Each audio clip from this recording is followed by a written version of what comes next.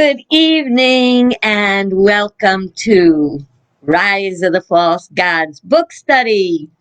I'm happy to have you here with me tonight. And if this is your first time, this is a book study on my book, Rise of the False Gods, Transformation through Illumination. Great night to tune in because we're talking about our God-given tools. I hope you'll find that interesting. If this is your first time, know that you can go to YouTube and search Rise of the False Gods, Alicia Leslie, and see all the videos, excuse me, through the whole book. Alrighty. I do know that I welcome questions and comments. I might not be able to see them until after. Sometimes I see them going by in the chat panel. Sometimes I don't. So if I don't, just know that I will check into it after. Alrighty. Well, I am very excited to share this because, we have these amazing powers. Think for a minute. What if you had this wonderful toolbox, but you never opened it? Or if you had this wonderful toolbox, but you didn't know how to use which tool for which situation? Well, you and I and everyone else has priceless tools to help us to learn and be co-creators with God. Now, when we use our tools coming from the lower quadrants of consciousness, our human self, our little self, we call it, it's like trying to use tools that you don't know what they're for. As a matter of fact, sometimes we unconsciously, we don't even know the tools are there. And when we lift ourselves up as we learn and grow, we can use these tools to actually change our lives dramatically. It's amazing. I can be working with this material for over 35 years and still I got a lot of growing to do, but I can also see how much I have grown and learned over the years. So shall we start? For those who are following in the book, we are at the bottom of page 221. And you can get this book if you don't have it. You can get it on Amazon. You can get it on Kindle. If you're a Prime member, you can get it for free. So think on that. Okay, so we are not here on earth to battle with false gods. We are co-creators with God of all that is good. So God is all good, creating all God, and we are children of God. Therefore, we are here to create good, not do battle with false gods. And what are false gods? They are error, thoughts, and beliefs. Mammon, which would be materialism, stuff, money, and Baal, which is called the nature god in the Bible, and that's all about the ego, the carnal nature, the flesh, the sensuality, and it's not ever what you got, it's what you do with it that counts, okay? All right, so each person has 12 spiritual faculties to help them. They are faith, strength, wisdom, love, power, imagination, understanding, will, order, zeal, renunciation, and life. As stated earlier, this is a basic presentation of spiritual concepts. It's an introduction. It's just dipping your toe in the possibility. You can certainly find out a lot more about the 12 powers in Charles Fillmore's book, The 12 Powers of Man. And Charles Roth also did some work with the 12 powers. The definitions I've provided assume the positive aspects of the faculties. In the upper quadrants of consciousness, they empower us to co-create our lives and shape life on planet Earth. In the lower quadrants, we focus on self, negative aspects. In the upper quadrants, Faith is being faith-filled, faithful, trusting God and knowing. In the lower quadrants, faith is experienced as faithless, or belief in the material realm, or false gods as a false reality. The following is a brief definition of the 12 faculties. You can study them in depth, as I said, in Fillmore's book, The 12 Powers of Man. The faculties are within everyone. They work through the power of lower mind until they become quickened by spirit, by our consciousness, and function in harmony with divine mind. I've provided an affirmation for each faculty. This is why you want to have the book, so you could have those affirmations. So, now, faith is more than a belief. It's an inner knowing. It's cultivated through the denial of doubt and fear, and affirmation of God's presence and power. And the affirmation for that is, God is in charge. God's will for me is good and only good, and all is well. I know, it's not easy to always hold to that when it looks like things are falling down all around you, but I can't tell you how important it is to abide by it, stand by it. And we have strength. Strength is physical, mental, and spiritual. Through strength, we can overcome temptation, develop character, and the ability to stand strong and see our challenges and accomplishments through to the end. It is the faculty of strength, coupled with faith, that provides the power to keep our focus on right thoughts and ideas. And the affirmation for this, the strength of God flows through me, and no challenge is too great. We are much stronger than we ever thought we are. When you get to be my age, you've probably discovered that you were stronger, or that you developed your strength over the years. And if you don't feel you developed it, where there's life, there's hope. So develop those powers that really are yours. Then we have wisdom.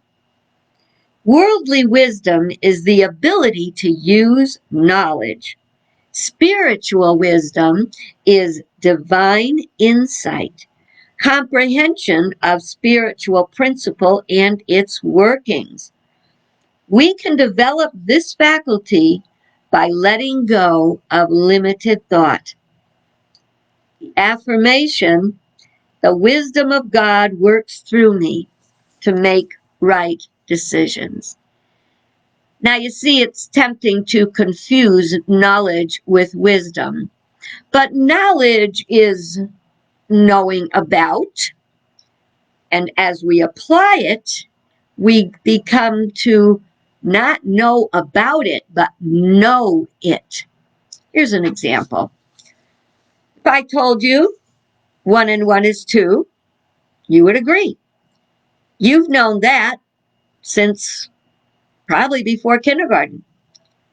So therefore, you know of it. Let's say somebody taught you to count your numbers and then to understand that 1 and 1 is 2. Now you don't think about it. You don't think about it. It's just 1 and 1 is 2. Yes, that's the way it is. I know that. 1 and 1 is 2. Well, somebody that wanted to be a nitpicker could probably come in and give all these things about, well, if it's a really big one, does that really make it like 2? Because if you got 1 like this and 1 like that, is that really more like 3? But we know, and that we know there's already stuff you already know that you don't even know you know. Like somebody will make a comment to you and you'll go, yeah, that's true. Well, how do you know that's true? Because something inside of you, in the Bible, Jeremiah 30:31, it says, I will put my truth within them. I will write it on their hearts. So that's something we feel. We feel the truth. You can feel truth, and you can feel when there is no truth. So, okay, now here's another tricky one. Love. See, love is a principle. It is not personal. We make love personal, but that's more like either romance, attraction, infatuation, commitment, whatever. But the overarching thing, the overarching principle is that love is without conditions. The love of God is without conditions. It's the pure essence of being. God, of being, God, spirit, being, all the same thing, that binds together the whole family of humankind. And I would even venture to say the whole family of all that is created. It's impersonal. The quality of love sees good in everything and all people. Love is the great attracting power of spirit. It will draw good things to us when we stay grounded in love. Because love is the attracting power, we call it the super glue of the universe. It is the desire to achieve and maintain our actual oneness. We'd like to think we're independent, but actually we are interdependent. We don't want to be dependent, because if we're dependent, then we are will never be our full self. If we are independent, we will not express as a part of the greater whole. It is an interdependence that we share and become intimate. We get to know the intimate oneness that we share. The affirmation for this is, God's unconditional love flows to me, through me, and touches everyone whose life crosses my path. It's not that hard to do.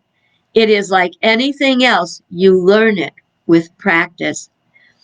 A lot of times, someone will be offensive, and we really kind of sort of want to see them get their comeuppance. I think that's just a part of the natural human, that we say, I want to see that, I want justice to be done.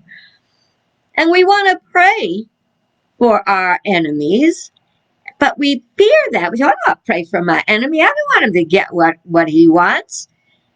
But when we pray for our enemy, that he will learn his lesson, and that he will find spirit, and he will be enlightened, that's the real answer. That's what we want, because until enlightenment is achieved, the suffering will continue.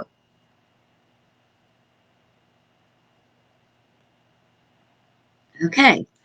And I will be really clear, as much as I am stressing that it is important to love everyone, you don't have to like them, okay? And just because you don't like a person, or you have no affinity, a lot of times that's energy. It's contradicting energy that's warning us, no, this is not where you want to go right now. And it's really important. And yet, you want their highest good. That's the important part, is you want their highest good. Then we have power. Power is man's innate control over his thoughts and feelings. Oh, is that all it? Yeah, I don't have power over anyone else. No, your true power is over your own thoughts and feelings. The power faculty within us allows the universal power of God to move through us. One way we use our faculty of power is through the spoken word.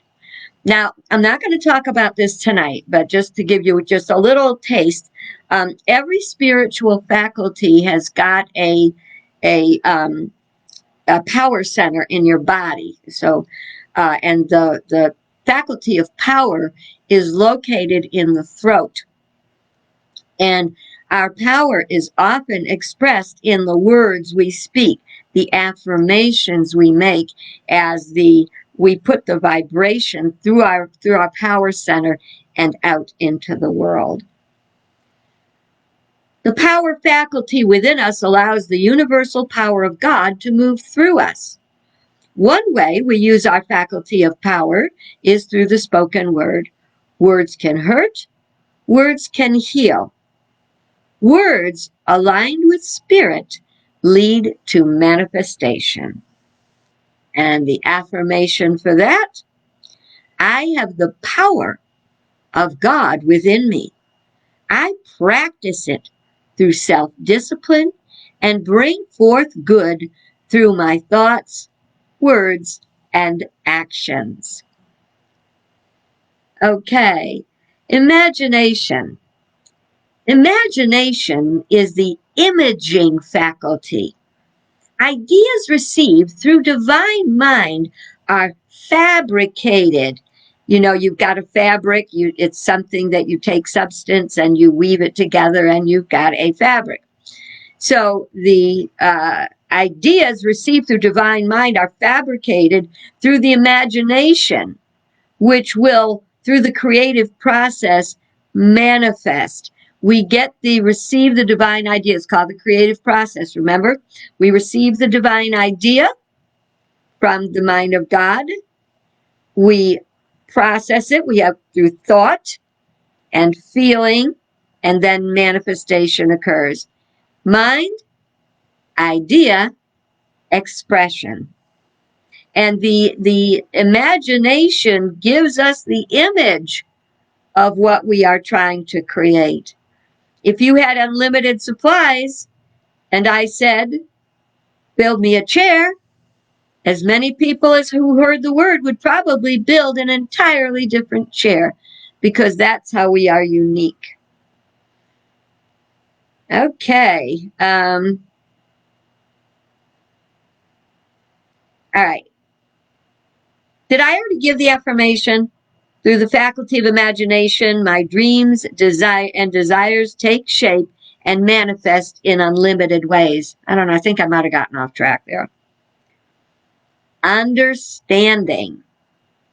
Understanding is the faculty through which the intellect and knowledge are clarified. We go, I got it. Understanding.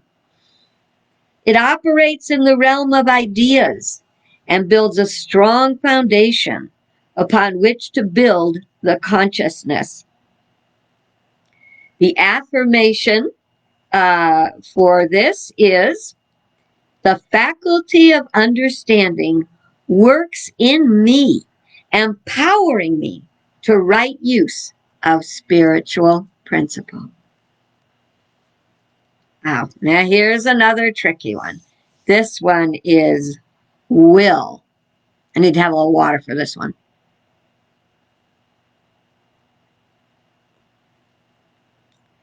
Will is called the executive faculty of mind. It is the directive power that determines what a person will do. It is the faculty that assures completion of a project. You will get it done. The will is intended to work in alignment with God. The affirmation, I now align my will with the will of God and bring forth good in my life and the world I live in. If we are expressing our faculty of will in the lower mind and the human part of us, it will probably be considered willful. Now, as we transition from the lower to the higher consciousness, we turn our will over to God and we go from willful to willing. And we always had this joke in Unity, well, I'm not willing, but I'm willing to be willing. I think it kind of helps us to know that sometimes we're not there yet, and that's okay. Order. Order is the faculty that ensures everything will go right.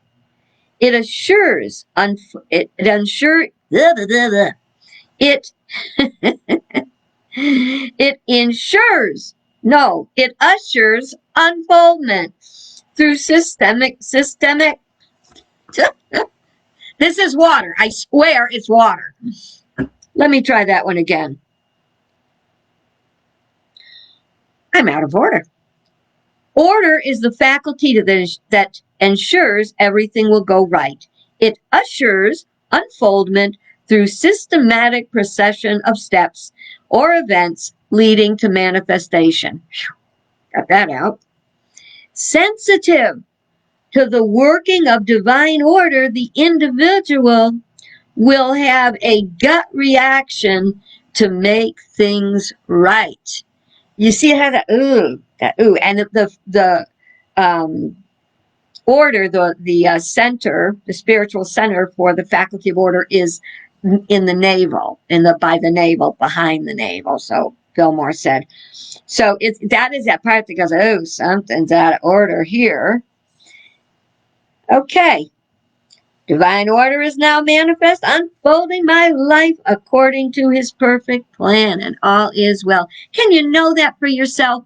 Right now, especially if you're not feeling like your life is in order, can you know that it truly is? Zeal. Woo, zeal. Zeal is the urge behind all things. It is enthusiasm. Zeal is the vitality to complete our goal despite obstacles. You're probably familiar in most translations of the Bible. It says that God says, "For I am a jealous God." And I think that was a misinterpretation. A lot of people do, because jealousy is a human trait.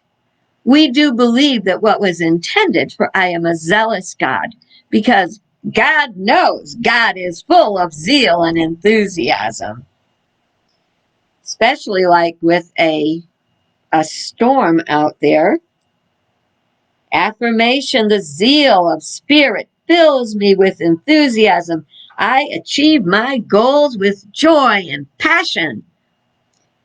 At the age of 94, Charles Fillmore said, I fairly sizzle with zeal and enthusiasm as I spring forth with a mighty faith to do that which is to be done by me.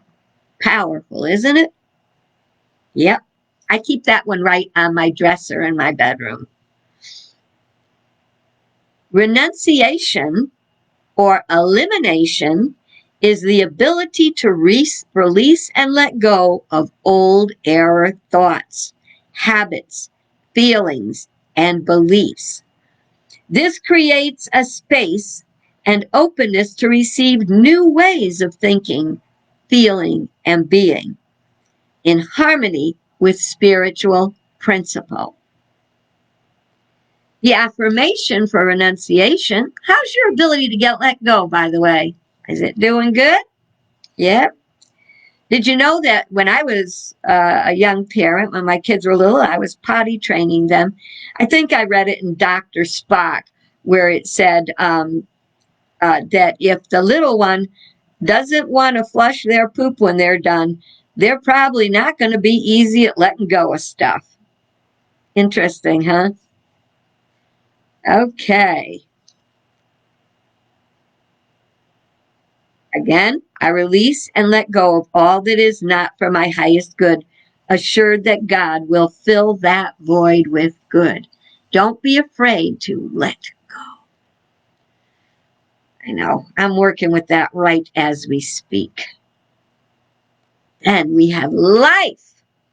Life is divine, spiritual, and its source is God, Spirit.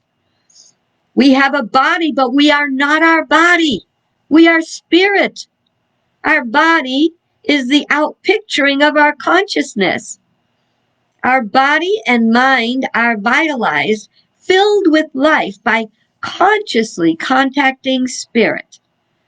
This is done through prayer, meditation, and good works. The affirmation for the faculty of life is, the life of God flows through every cell of my body, every thought in my mind, every word I speak, and every action I take. I am the life of God in expression. Was that fun? Are you feeling a little empowered, I hope? Let's see. And Cheryl says, I have found that when I do let go, even though it's hard, I am blessed immensely. Absolutely. Absolutely. You know, I think I've said this before. A friend of mine has a T-shirt that she probably still does. This was 30 years ago. I don't think she let go of it, though. Anything I ever let go of had claw marks all over it. But let's not be like that. Let's not be afraid to let go, to release something. We're going to talk about that more in the future. Okay, so the spiritual powers or spiritual faculties work alone and together as we need in our work to achieve mastery. We are here to achieve spiritual mastery. For example, the power of renunciation helps us to release old habits. When we do, we feel light and clear and filled with zeal to get about our purpose. See, you're right there with what you had to share, Cheryl. Okay, well, that is it for tonight. I'm done a couple minutes early, but I'm kind of exhausted. It's just taking a little bit of time to get past that second thing. It's fine. I feel great. Don't get me wrong. We are doing well. Okay, tomorrow. Yep, we're doing it tomorrow. Tomorrow we start with the gift of guilt. Can guilt be a gift? Check back here tomorrow and find out. And in the meantime, be good.